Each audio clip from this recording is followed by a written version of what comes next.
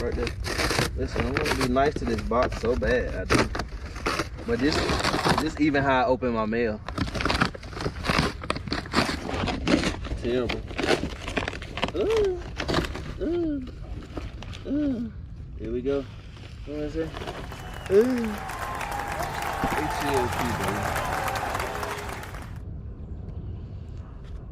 Them well done some shit. They say best top end, man. It look a little rough, but hopefully that's normal, you know. Hopefully I don't have to call y'all. Oh shit. Yeah. Let's see this. They got, look y'all, they got booty juice all in the crack of the ass right there. That's sloppy. It look a little sloppy. Oh, look at the back. They got booty juice. See, this part of my unboxing though. Cause I mean, I ain't gonna lie, I expect prestigious. Hopefully, I mean, it better not cause me no leaks, man. ATLP, come on now. I was about to get y'all exhaust system next. Now, come on now. Hopefully it's good. ATLP. Oh, we got. But they ain't gonna be able to run out that Hellcat Honda right there, like.